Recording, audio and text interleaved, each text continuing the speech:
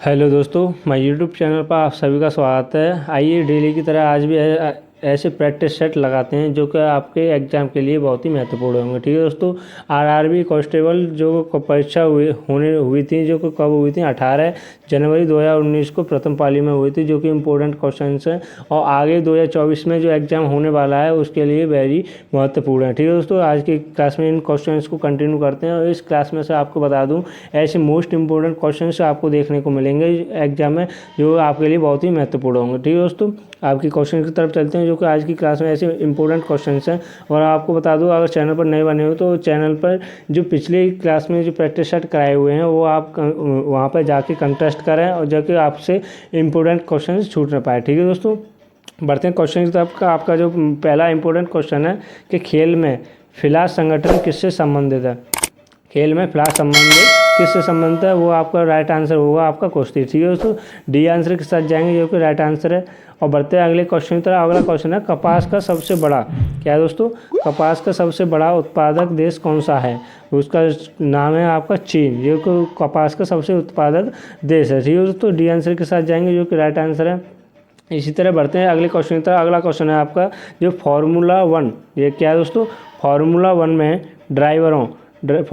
में ड्राइवरों को महत्वपूर्ण संदेश देने के लिए अलग अलग झंडों को इस्तेमाल किया जाता है। पीला झंडा दर्शाता है, मतलब यानी कि जो फार्मूला ड्राइवरों को महत्वपूर्ण संदेश देने के लिए अलग अलग झंडों को इस्तेमाल किया जाता है। उसमें जो पीला झंडा है वो क्या दर्शाता है, वो दर्शाता है आपका जो आपका खतरा, यानी कि धीमा होने का खतरा दर्शाता है। वो डी आंसर के साथ जाएंगे जो कि राइट आंसर है। ठीक है दोस्तों, इसी तरह बढ़ते हैं नेक्स्ट क्वेश्चन की तरफ जो कि इंपॉर्टेंट है कि निम्नलिखित में से कौन सा वन्य जीव अभयारण्य मध्य प्रदेश में स्थित है। इंपॉर्टेंट क्वेश्चन है दोस्तों, उसका जो राइट आंसर क्या होगा, उसका राइट आंसर है बी के साथ जाएंगे जो कि राइट आंसर है, यानी बोरी वन्य जीव अभयारण्य। ठीक है दोस्तों, बी आंसर के साथ जाएंगे। और इसी तरह बढ़ते हैं अगले क्वेश्चन की तरह। अगला क्वेश्चन है कि समय को न बताते हुए कि आंध्र प्रदेश का लोक नृत्य क्या है। आंध्र प्रदेश का लोक नृत्य क्या है, उसका राइट आंसर होगा आपका चेरोकन। डी आंसर के साथ जाएंगे जो कि राइट आंसर है। और इसी तरह बढ़ते हैं अगले क्वेश्चन की तरह। अगला क्वेश्चन है कि सेंधा नमक का अपवर्तनांक क्या होता है। सेंधा नमक का अपवर्तनांक क्या होता है, उसका जो राइट आंसर होगा आपका वो होता है आपका 1.54, यानी कि 1.54, यानी जो बी आंसर के साथ जाएंगे जो कि राइट आंसर है। ठीक है दोस्तों, इसी तरह बढ़ते हैं नेक्स्ट क्वेश्चन तक। आपका प्यारा सा क्वेश्चन है आपका विरूपाक्ष मंदिर किस राज्य में स्थित है। विरूपाक्ष मंदिर आपका किस राज्य में स्थित है, उसका जो राइट आंसर होगा आपका कर्नाटक। ठीक है दोस्तों, बी आंसर के साथ जाएंगे जो कि राइट आंसर विरूपाक्ष मंदिर। बारावती स्टेडियम किस राज्य में स्थित है। बारावती स्टेडियम किस राज्य में स्थित है, उसका जो राइट आंसर होगा आपका दोस्तों, प्यारे दोस्तों, वो आपका होगा उड़ीसा। ठीक है दोस्तों, डी आंसर के साथ जाएंगे जो कि राइट आंसर है। इसी तरह बढ़ते हैं अगले क्वेश्चन की तरफ जो कि आज की क्लास में ऐसे प्रैक्टिस सेट आपको कराए जाएंगे जो कि आपको एग्जाम में देखने को मिलेंगे। आपको हो सकता है इस प्रैक्टिस सेट में से भी 10 से 12 क्वेश्चन आपको अवश्य देखने को मिले। ठीक है दोस्तों, एशियाई खेलों 2018 में भारत द्वारा जीते गए पदकों की कुल संख्या क्या थी, क्या है या थी, जो कि राइट आंसर क्या होगा आपका, वो आपका 69, यानी 69, जो कि डी आंसर के साथ जाएंगे जो कि राइट आंसर है। ठीक है दोस्तों, इसी तरह बढ़ते हैं नेक्स्ट क्वेश्चन तरह। आपका प्यारा सा क्वेश्चन है। अब आपको क्वेश्चंस के आंसर आते हैं तो आप कमेंट कर सकते हैं, जिससे कि हमें भी ऐसे इंपॉर्टेंट मोटिवेट मिले, जिससे कि हाँ बच्चे को अच्छा सीखने को मिलता है और अच्छा सीखना चाहता है, प्रैक्टिस सेट भी करना चाहता है। ठीक है दोस्तों, अगले क्वेश्चन की तरफ चलते हैं। अगला क्वेश्चन, निम्नलिखित में से कौन केंद्र शासित प्रदेश नहीं है। ये ऑप्शन दिए रखे हैं, उसमें से पूछ रहा है कि केंद्र शासित प्रदेश नहीं है, उसका जो राइट आंसर क्या होगा आपका, जो असम सी आंसर के साथ जाएंगे जो कि राइट आंसर असम एक केंद्र शासित प्रदेश नहीं है। ठीक है दोस्तों, इसी तरह बढ़ते हैं नेक्स्ट क्वेश्चन तरफ। अगला क्वेश्चन है आपका कि निम्नलिखित में से किस ग्रह को विशालकाय ग्रह कहा जाता है। किस ग्रह को विशालकाय ग्रह कहा जाता है, वो कहा जाता है आपका बृहस्पति को, यानी डी आंसर के साथ जाएंगे जो कि राइट आंसर है। ये एग्जाम में पूछा भी जा चुका है, जो इम्पोर्टेंट है। ठीक है दोस्तों, इसी तरह बढ़ते हैं अगले क्वेश्चन तक। अगला क्वेश्चन है आपका क्या सिडबी का मुख्यालय कहाँ पर स्थित है। सिडबी का मुख्यालय कहाँ पर स्थित है, वो आपका लखनऊ में स्थित है। ठीक है दोस्तों, बी सी आंसर के साथ जाएंगे जो कि राइट आंसर है। और विटामिन बी की यानी कि विटामिन B3 का रासायनिक क्या नाम है, विटामिन B3 का रासायनिक नाम क्या है?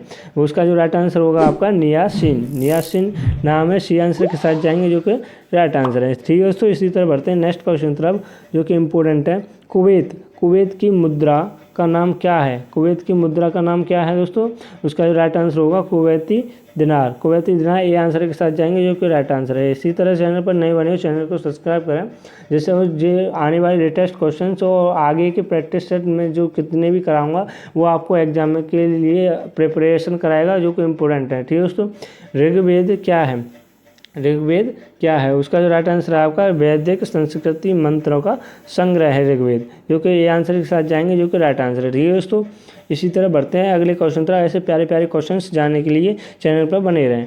हरिद्वार शहर नदी के तट पर स्थित है, यानी कौन सी नदी के तट पर स्थित है हरिद्वार?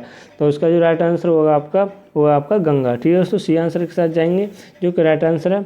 और इसी तरह बढ़ते हैं नेक्स्ट क्वेश्चन की तरफ। अगला क्वेश्चन है आपका पश्चिमी पंचवर्षीय योजना की अवधि क्या है? पाँचवीं की पंचवर्षीय योजना थी, उसकी जो अवधि क्या है? उसका जो राइट आंसर होगा, इस ऑप्शन 2 ऊपर दे रखे हैं, उसका जो राइट आंसर है आपका वो आपका 1976 से, क्या है दोस्तों, 1976 से 1979। ठीक है दोस्तों, सी आंसर के साथ जाएंगे जो कि राइट आंसर है। इसी तरह बढ़ते हैं अगले क्वेश्चन की तरफ। अगला क्वेश्चन है निम्नलिखित में से कौन भारतीय संविधान की प्रस्तावना का हिस्सा नहीं है? तो उसका जो राइट आंसर क्या होगा आपका? उसका जो राइट आंसर है आपका प्रावधान।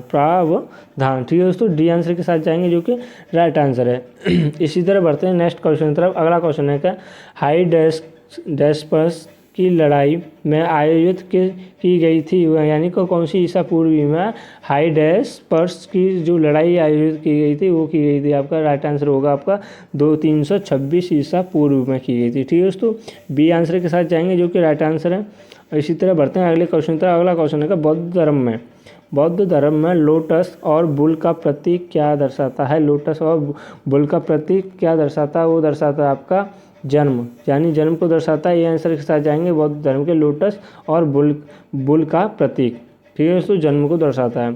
इसी तरह बढ़ते हैं अगले क्वेश्चन तरफ। अगला क्वेश्चन है आपका एक विकास, यानी कि आंसर होगा यहाँ पर कुछ एक विकास प्रक्रिया है जो व्यापक आधारित लाभ देती है और सभी UNDP और 11वीं योजना के लिए अवसर की समानता सुनिश्चित करती है।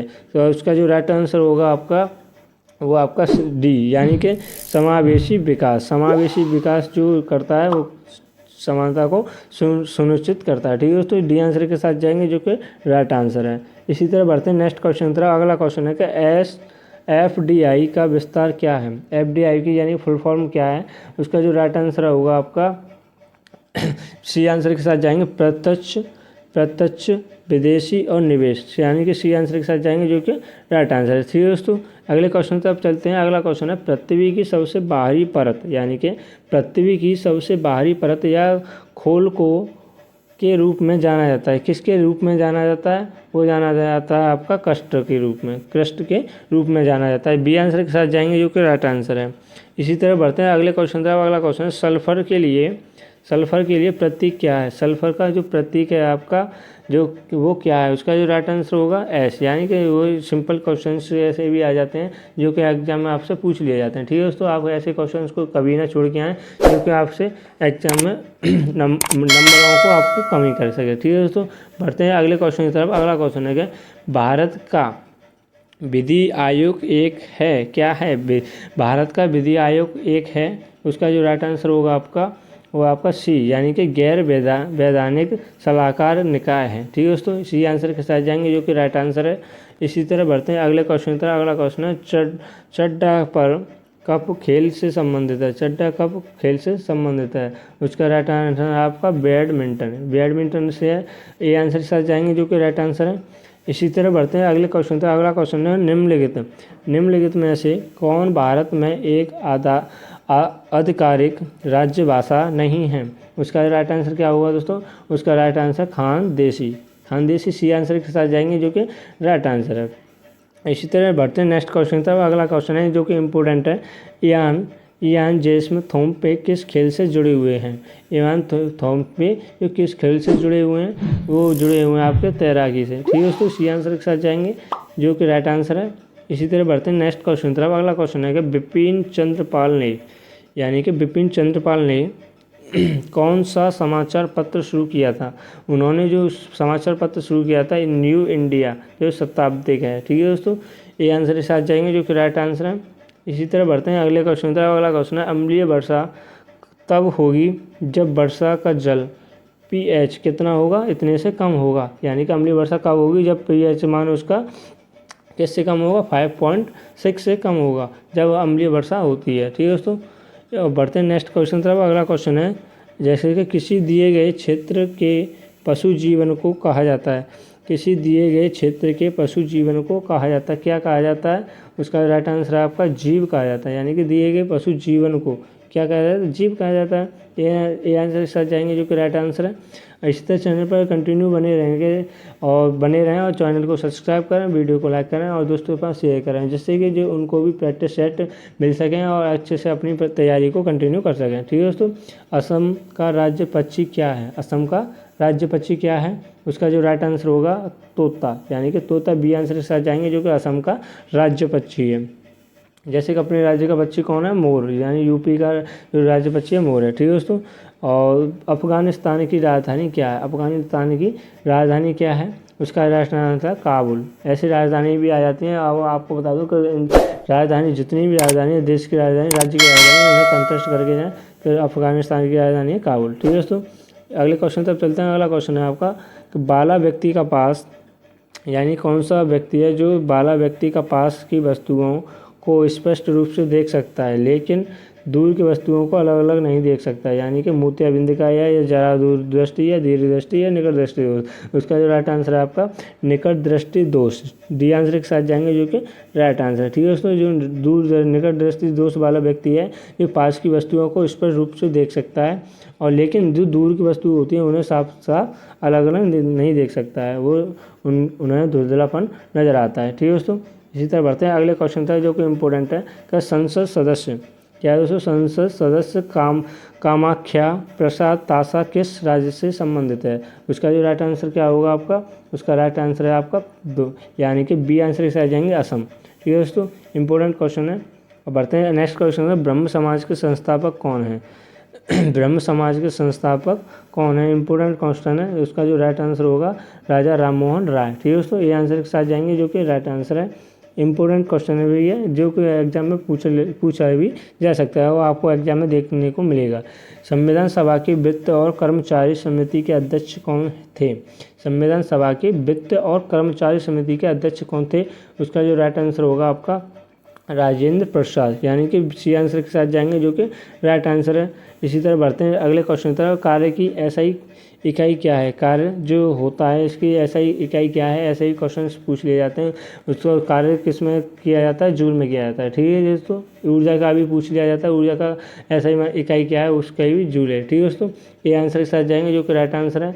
इसी तरह बढ़ते हैं अगले क्वेश्चन तक। अगला क्वेश्चन है कि बिल्ली में गुणसूत्रों की संख्या क्या होती है? बिल्ली के जो गुणसूत्र होते हैं उनकी जो संख्या होती है वो होती है आपकी 19, यानी कि बी आंसर के साथ जाएंगे जो कि राइट आंसर है। इसी तरह बढ़ते हैं अगले क्वेश्चन की तरफ। अगला क्वेश्चन है कि राज्यसभा का अध्यक्ष और उपाध्यक्ष भारतीय संविधान अनुसूची के अंतर्गत आता है, तो उसका जो राइट आंसर होगा आपका ये आंसर, यानी कि दूसरा राज्यसभा का अध्यक्ष और उपाध्यक्ष भारतीय संविधान के अनुच्छेद के अंतर्गत आता है, अनुसूची के अंतर्गत आता है। ठीक है दोस्तों, अगला क्वेश्चन है आपका सुंदरबन आयोग बायोस्फीयर रिसर्च कहाँ पर स्थित है? सुंदरबन बायोस्फीयर रिसर्च कहाँ पर स्थित है? वो आपका जो राइट आंसर होगा आपका पश्चिम बंगाल में स्थित है। ठीक है दोस्तों, डी आंसर के साथ जाएंगे जो कि राइट आंसर है।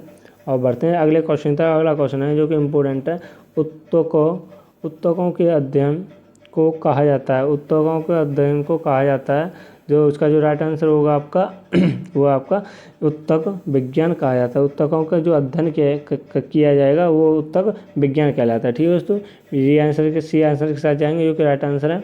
और आपको बता दूँ ऐसे ही लेटेस्ट क्वेश्चंस जानने के लिए और चैनल पर जो लिंक पड़ा हुआ उस डिस्क्रिप्शन में डाल दिया, उसके लेटेस्ट क्वेश्चन आपको PDF की नीड होगी तो आप PDF भी टेलीग्राम चैनल से जुड़कर ले सकते हैं। ठीक है दोस्तों, बढ़ते क्वेश्चन की तरफ। आपका क्वेश्चन है आपका, भारत के पहले सिख राष्ट्रपति कौन थे? सिख यानी कि सिख राष्ट्रपति कौन थे?